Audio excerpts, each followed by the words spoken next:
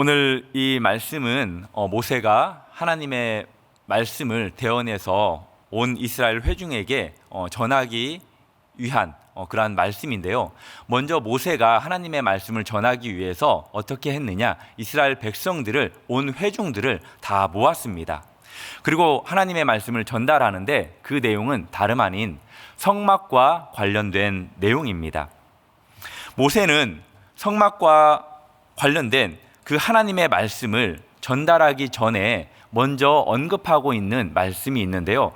그 내용은 다름 아닌 안식일에 관련된 말씀입니다. 하나님께서는 모세에게 25장부터 보여주신 그 성막과 기구들에 대해서 이렇게 앞으로 만들어라 라고 지시합니다. 그 만드는 지시를 하신 후에 하나님께서 31장 12절부터 17절 말씀을 통해서 안식일을 지키라는 그 규례로 하나님의 그 명령을 마무리하는 것을 보게 됩니다. 그리고 이제 모세로 하여금 다시 지시사항을 이행할 것에 대한 말씀을 하실 때에 하나님께서는 성막 건축을 시작하기 전에 또다시 안식일에 대한 규례를 선포하고 있는 것을 보게 됩니다. 우리가 읽었던 이 말씀은, 안식일에 대한 규정은 31장 12절부터 17절 말씀에 있는데요. 우리 잠깐 그 앞쪽으로 좀 넘어가서 말씀을 보도록 하겠습니다. 31장 13절부터 17절 말씀을 우리 한번 볼 텐데요. 제가 읽어드리겠습니다. 우리 성도님들 같이 읽어주시고 또 눈으로 같이 봐주시기 바랍니다. 너는 이스라엘 자손에게 말하여 이르기를 너희는 나의 안식일을 지키라. 이는 나와 너희 사이에 너희 대대의 표징이니 나는 너희를 거룩하게 하는 여호와인 줄 너희가 알게 함이라. 이같이 이스라엘 자손이 안식일을 지켜서 그것으로 대대로 영원한 언약을 삼을 것이니 이는 나와 이스라엘 자손 사이에 영원한 표징이며 나 여호와가 엿새 동안에 천지를 창조하고 일곱째 날에 일을 마치고 쉬었음이니라 하라. 아멘. 우리 13절 말씀 한번 이렇게 화면에 비춰주시겠습니까? 여기에 보면 하나님께서 이스라엘 백성들에게 안식일을 지키라고 명령합니다. 그리고 그것이 너희와 나 사이에 대대로 맺혀진 표징이다라고 그렇게 말합니다. 그리고 그 안식일을 지키는 것은 다름 아닌 내가 너희를 거룩하게 하는 여호와인 줄 너희가 알게 함이다라고 말씀하고 있습니다. 안식일을 지키는 중요한 이유가 다름 아닌 언약 백성의 표징이라는 겁니다. 그리고 이것을 통해서 여호와께서 이스라엘 백성들을 거룩하게 하시는 분임을 알 수 있기 때문에 안식일을 지키는 것이 매우 중요하다라는 겁니다. 그리고 31장 14절 그리고 15절 말씀을 또 한번 볼 텐데요. 제가 읽어드리겠습니다. 너희는 안식일을 지킬지니 이는 너희에게 거룩한 날이 됨이니라. 그날을 더럽히는 자는 모두 죽일지며 그날에 일하는 자는 모두 그 백성에서 그 생명이 끊어지리라. 엿새 동안은 일할 것이나 일곱째 날은 큰 안식일이니 여호와께 거룩한 것이라. 안식일에 일하는 자는 누구든지 반드시 죽일지니라. 아멘. 하나님께서 안식일을 지키라고 말하는데 그날이 거룩한 날이기 때문에 지키라고 말합니다. 그런데 그 거룩한 날을 더럽히는 자는 하나님께서 또 어떻게 하라고 명령하시냐면 죽이라고 명령하십니다. 왜냐하면 하나님께서는 안식일을 지키는 그 대상을 누구로 인정을 했냐면 자신의 백성으로 인정을 하셨습니다. 그런데 그 안식일을 지키지 않는 자는 자기의 백성이 아니기 때문에, 특별히 거룩하게 만든 그 날을 더럽히는 자이기 때문에 하나님께서는 그 사람들을 죽이라고 명령합니다. 그리고 그들에 대해서는 하나님께서 거룩하게 하실 일을 하지 않아도 된다라고 지금 말씀하고 있는 겁니다. 하나님의 그 거룩하신 일이 필요 없는 사람, 그들은 하나님께 죽임을 당하기에 마땅하다라는 거죠. 그 안식일에 일하는 사람이 곧 하나님을 백성으로, 하나님을 왕으로, 그리고 하나님을 주인으로 삼지 않는 사람들이고, 그 안식일에 일하는 사람이 하나님께서 만드신 그 거룩한 날을 더럽히는 사람들이라고 말씀하고 있는 겁니다. 그리고 안식일을 지켜야 하는 중요한 이유가 또 있는데 그것은 다름 아닌 하나님과 교제하기 위함입니다. 하나님과 어떻게 교제하느냐? 성막 안에서 하나님을 만남으로 인해서 그곳에서 하나님과 교제가 이루어진다라는 겁니다. 이 문맥을 보면 안식일이 성막 그 이야기 가운데 중간에 있는 것을 우리가 알 수 있습니다. 성막에 대해서는 제가 나중에 좀 설명을 해드리도록 할 텐데요. 특별히 안식일을 지키라고 하나님께서 말씀하시면서 한 가지 첨가한 내용이 있는데요. 그 말씀은 3절의 말씀입니다. 우리 3절 말씀 보도록 하겠습니다. 안식일에는 너희의 모든 처소에서 불도 피우지 말지니라. 하나님께서 31장에서 처음 안식일 중수 명령을 내렸을 때는 이 말씀이 없었습니다. 여기에서 그런데 이 말씀을 포함시킵니다. 특별히 무엇을 하지 말라고 말씀하냐면 불도 피우지 말라고 말씀합니다. 안식일에 일할 수 없다라는 것을 아주 간단한 표현으로 불도 사용하지 말라라고 그렇게 말씀하고 있는 겁니다. 특별히 이 말씀은 만나와 관련된 규례에서 우리가 이해할 수 있는데요. 그 말씀이 출애굽기 16장에 나옵니다. 16장 25절부터 30절 말씀을 보면 이 만나에 대한 이야기는 우리 성도님들도 잘 아실 거라고 생각합니다. 하나님께서 날마다 매일 아침에 그날 먹을 그 만나를 얻도록 그렇게 명령하셨습니다. 그리고 여섯째 날에는 일곱째 날이 안식일이기 때문에 어떻게 하라고 명령하셨죠? 그렇습니다. 다음 날에 안식일에 먹을 것까지 함께 이렇게 준비하라고 그렇게 말씀하셨습니다. 그러면서 출애굽기 16장 26절을 보면은 엿새 동안은 너희가 그것을 거두되 일곱째 날은 안식일인즉 그 날에는 없으리라 하였으나 일곱째 날에 백성 중 어떤 사람들이 거두러 나갔다가 얻지 못했습니다. 그래서 하나님께서 그 모습을 보시고 어떻게 이스라엘 백성들을 책망하십니까? 여호와께서 모세에게 이렇게 말씀하십니다. 어느 때까지 너희가 내 계명과 내 율법을 지키지 아니하려느냐라고 하시면서 하나님께서 진노하십니다. 그래서 하나님의 말씀에 불순종한 그 이스라엘 백성들에게 모세가 이렇게 말합니다. 출애굽기 16장 29절인데요. 제가 이렇게 기록된 것을 읽어드리겠습니다. 너희는 각 처소에 있고 일곱째 날에는 아무도 그의 처소에서 나오지 말지니라 라고 강력하게 모세는 극단의 조치를 내리는 것을 볼 수 있습니다. 안식일을 준수하는 것, 이것은 단순히 육체적인 노동을 멈추고 하루를 쉬는 것이 아닙니다. 안식일을 준수한다는 것은 무엇을 의미하냐면 우리의 신앙 고백이고 그리고 신앙 생활의 척도라는 것입니다. 그 당시를 살아갈 때 지금도 마찬가지지만 불은 하루를 살아감에 있어서 가장 중요하고 또 가장 필요한 요소일 것입니다. 그럼에도 불구하고 그 불을 켜지 말라고 하는 것은 하나님께서 말씀을 거역하지 말라라고 말씀하고 있는 겁니다. 아무리 중요한 일일지라도 그리고 필요하고 편리하고 또 소중하다 할지라도 그것보다도 우선시 되는 것이 다름 아닌 순종하는 것이다 라고 말하고 있는 겁니다. 하나님은 이스라엘 백성들에게 어떤 중요한 일보다도 안식일을 준수할 것을 지금 명령하고 있습니다. 안식일을 준수하는 것은 다름 아닌 관계의 문제이기 때문입니다. 사랑하는 성도 여러분, 우리 성도님들도 어떤 중요한 일들보다도 하나님과의 관계를 중요시 여기시기를 주님의 이름으로 축복합니다. 우리가 일을 하다 보면 그 일에 함몰되어서 그리고 무엇인가를 생각하다 보면 그것에 함몰되어서 하나님의 관계를 깊이 생각하지 못할 때가 많이 있습니다. 그렇지만 무슨 일을 하기 전에 또 어떠한 것을 생각하기 전에 내가 하나님과 어떤 관계 속에 있는지, 하나님과 나의 관계는 지금 어떤 모습인지 그것을 우리가 확인하고 점검해야 한다는 겁니다. 우리가 하는 그 어떠한 것보다도 하나님과의 바른 관계 형성이 제일 중요하다라는 사실을 우리가 안식일 준수를 통해서 알 수 있는 것입니다.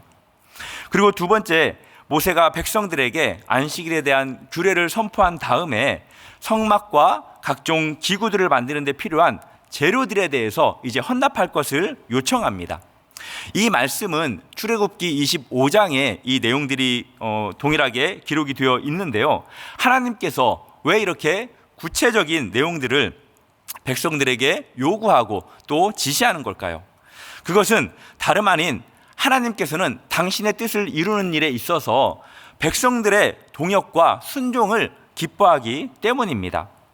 우리 신명기 16장 17절 말씀하고 고린도 후서 9장 7절 말씀을 우리 같이 한번 읽어보도록 하겠습니다. 시작. 각 사람이 내 하나님 여호와께서 주신 복을 따라 그 힘대로 드릴지니라. 그리고 고린도 후서 말씀이요. 각각 그 마음에 정한 대로 할 것이요 인색함으로나 억지로 하지 말지니 하나님은 즐겨내는 자를 사랑하시느니라. 아멘. 하나님께 드릴 때 우리가 어떻게 드려야 한다라고 말씀하고 있냐면 주신 복을 따라서 드려야 한다라고 그렇게 말하고 있습니다. 주신 만큼 힘을 다해서 하나님께 드려야 한다라는 거예요. 그리고 인색함이나 의무감으로 드리지 말라라고 말씀하고 있습니다. 우리의 마음 자세는 억지로가 아닌 자원하는 자발적인 그러한 마음 자세가 되어야 한다라는 것입니다. 하나님께서는 어떤 자를 즐겨 사랑하신다라고 말씀하고 있습니까? 즐겨내는 자를 사랑하신다라고 말씀하고 있습니다. 하나님께 드리는 일, 이것이 법적으로 그리고 의무적으로 우리가 드려야 하는 것이 아닙니다. 법과 의무에 속한 것이 아니에요.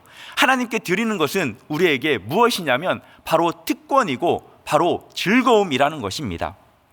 우리가 그리스도를 사랑한다는 것, 우리가 예수님을 사랑한다는 것은 먼저 예수님께서 우리들을 사랑하셨기 때문에 우리가 사랑하는 것처럼 우리가 하나님께 드릴 수 있다는 것은 그분께서 먼저 우리에게 주셨기 때문에 우리가 드릴 수 있는 것입니다.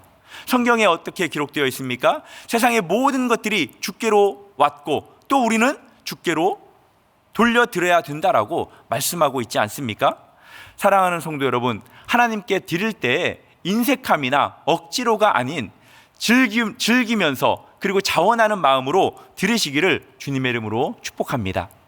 솔직히 그게 쉬운 것은 아닙니다. 하나님께서 무엇인가를 요청할 때 하나님께 자원하는 마음으로 즐거운 마음으로 드린다는 게 마냥 쉽지는 않더라고요.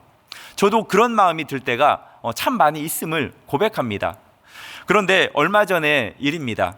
잠깐 부모님을 찾아뵐 일이 있어서 부모님을 찾아뵙고 또 이런저런 이야기를 나누던 중에 또 이런 이야기가 마침 나왔었습니다.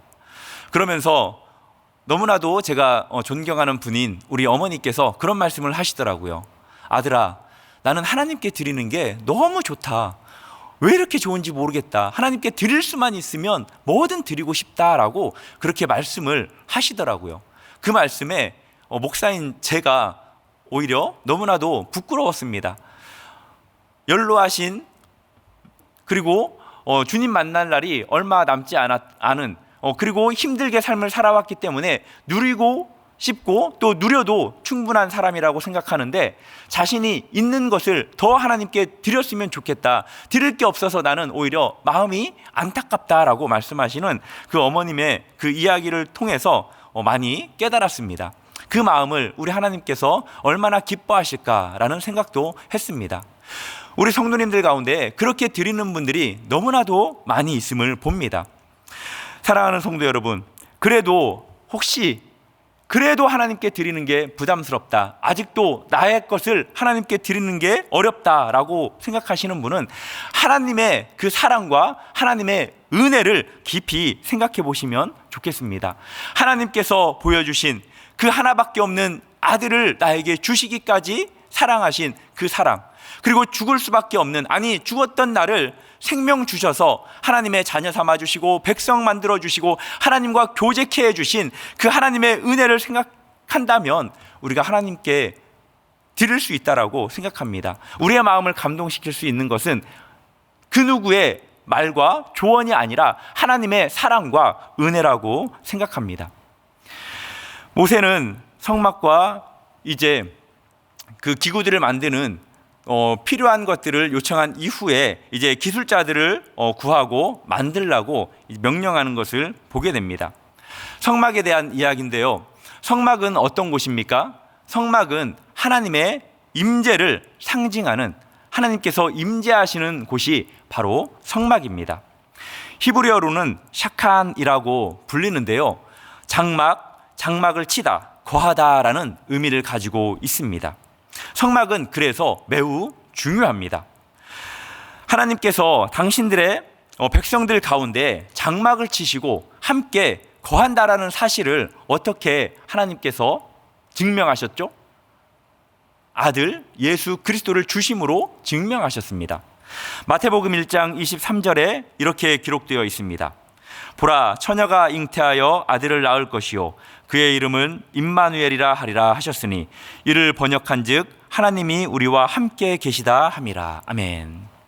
하나님께서 당신들의 백성들 가운데 장막을 치시고 함께 거하시기 위해서 하나밖에 없는 그 독생 성자 바로 예수 그리스도를 이 땅에 육신을 입혀서 보내셔서 우리와 함께 거하게 하셨습니다. 그 하나님이 지금 또 우리와 어떻게 같이 거하십니까? 요한복음 1장 14절에 말씀이 육신이 되어 우리 가운데에 거하시매 라면서 말씀으로 우리와 함께 한다라고 그렇게 말씀하고 있습니다. 그리고 그 하나님은 지금도 함께 하시지만 앞으로도 영원히 우리와 함께 거하실 것이다라고 말씀하고 있는데요. 그 말씀은 다름 아닌 요한계시록 21장에 있는 말씀입니다. 우리 요한계시록 21장 3절 4절 말씀 같이 읽어보도록 하겠습니다. 내가 들으니 보좌에서 큰 음성이 나서 이르되 보라, 하나님의 장막이 사람들과 함께 있음에 하나님이 그들과 함께 계시리니 그들은 하나님의 백성이 되고 하나님은 친히 그들과 함께 계셔서 모든 눈물을 그 눈에서 닦아주시니 다시는 사망이 없고 애통하는 것이나 곡하는 것이나 아픈 것이 다시 있지 아니하리니 처음 것들이 다 지나갔음이러라. 아멘. 하나님께서는 지금도 우리와 함께 계시지만 앞으로도 우리와 함께 계실 것을 말씀하고 있는 말씀입니다. 하나님의 장막이 사람들과 함께 있음에 하나님이 그들과 함께 계시리니 그들은 하나님의 백성이 되고 하나님은 친히 그들과 함께 계신다고 말씀하고 있습니다. 어디에서요? 새하늘과 새 땅에서요. 이 성막은 어디서부터 시작되냐면 하나님의 창조로부터 시작됩니다. 하나님께서 천지 창조를 하셨을 때 그 창조가 곧 무엇을 의미합니까? 집을 짓는 것과 같이 의미합니다. 그렇기 때문에 그 천지 창조는 곧 하나님의 거하심, 성막을 의미하는 거고요. 그 성막은 또 무엇을 예표합니까? 예수 그리스도를 예표하고 또 모형이 됩니다. 예수 그리스도의 모형이 되는 것이 성막입니다. 이 성막은 또 새하늘과 새 땅까지도 의미하고 그 의미를 내포하고 있는 것입니다. 그래서 성막은 매우 중요한 것입니다. 사랑하는 성도 여러분, 우리의 인생이 마치거나 아니면 또다시 예수님이 다시 세상에 오실 때 우리는 이 땅이 아닌 하나님의 나라에서 하나님과 함께 거하며 그곳에서 영원한 안식을 누리게 될 것입니다. 그곳에서 하나님과 영원한 교제를 이제 누리면서 우리는 살아가게 될 것입니다. 말씀을 맺도록 하겠습니다. 우리는 그럼에도 불구하고 이 세상의 현재의 삶을 살아가고 있습니다. 하나님의 백성으로서 오늘도 무엇보다도 우리의 삶의 우선순위를 다른 것들에 두지 마시고 일에 두지 마시고 하나님과의 관계를 올바른 관계 형성에 우선순위를 두기 바라고, 그리고 오늘도 무엇인가를 하나님께서 나에게 원할 때는 기쁜 마음으로 자원하는 마음으로 그것을 드리십시오. 물질이 됐건 아니면 시간이 되었건 아니면 우리의 희생과 섬김이 되었건 무엇이든지 하나님께 드릴 때는 자원하는 마음으로 드리시고요. 그리고 우리는 이 세상에 무엇을 누리는 사람인지를 깨닫기를 바랍니다. 하나님과 교제하는 그 즐거움을 누리는 사람들입니다. 그리고 이 세상에 유기를 살지만 우리는 하나님과의 깊은 교제를 나눌 수 있는 안식일을 누리는 사람들입니다. 그 모습을 오늘도 세상 속에 세상 사람들에게, 믿지 않는 사람들에게 드러내고 나타내고 보여주는 그러한 삶을 살아가시는 저와 우리 성도님들 되기를 주님의 이름으로 축복합니다. 이 시간 말씀을 생각하면서 그리고 가지고 나오신 그 기도의 제목을 하나님 앞에 아뢰고 자유롭게 돌아가도록 하겠습니다. 함께 기도하겠습니다. 하나님 아버지 감사합니다. 하나님 이 시간 말씀을 통해서 다시 한번